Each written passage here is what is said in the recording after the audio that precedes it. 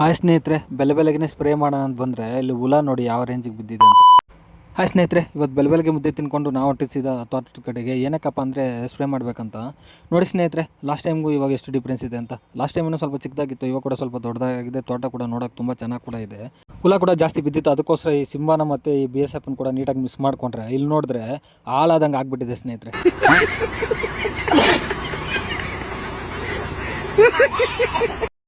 ಹಂಗೇನು ನೀಟಾಗಿ ಒಂದು ಕಡೆಯಿಂದ ಒಂದು ಅರ್ಧ ಕೂಡ ಹೊಡೆದ್ಬಿಟ್ಟೆ ಸ್ನೇಹಿತರೆ. ಬಿಸಿಲು ಮಾತ್ರ ಯಾವ ಥರ ಇತ್ತು ಗೊತ್ತಾ, ಬೆಂಕಿ ಇದ್ದಂಗೆ ಇತ್ತು. ತುಂಬ ಸುಸ್ತಾಗ್ಬಿಟ್ಟು ಅದಕ್ಕೆ ಒಂದು 2 ನಿಮಿಷ ಮಲ್ಕೊಂಡ್ಬಿಟ್ಟೆ ಸ್ನೇಹಿತರೆ. ಏನೂ ಮಾಡೋಕ್ಕಾಗಲ್ಲ ಸ್ನೇಹಿತರೆ, ಕೆಲವೊಂದು ಟೈಮ್ ಎಷ್ಟೇ ಬಿಸಿಲಿದ್ರೂ ನಮ್ಮ ಕೆಲಸ ನಾವು ನಿಲ್ಸೋಕ್ಕಾಗಲ್ಲ. ನಮ್ಮ ಕೆಲಸ ನಾವು ಮಾಡಲೇಬೇಕು. ಹಾಗೇನೆ ಇನ್ನೊಂದು ಕಡೆ ಬ್ಯಾಲೆನ್ಸ್ ಇತ್ತು, ಅದನ್ನೆಲ್ಲ ನೀಟಾಗಿ ಮಾಡ್ಕೊಂಬರ್ತಿದ್ರೆ ನಮ್ಮಮ್ಮ ಬಂದ್ಬಿಟ್ಟು ಅವಾಗಿಂದ ನಾನು ಮಿಸ್ಸಿಂಗ್ ಆಗ್ತೀನಿ, ನಿನ್ಗೆ ಗೊತ್ತಿಲ್ಲ ಹಾಕೋದಂತ ಹೇಳ್ತಿದ್ದಾರೆ. ಒಂದು ಸತಿ ನೋಡಿ ಸ್ನೇಹಿತರೆ ಏನು ಹೇಳ್ತಾರಂತ. ಸುಬಿಮ್ಮ pohe ಸುಬಿಸ್ತಾನೆ ಟೊಟ್ಟು. Rupai pakai minta poste.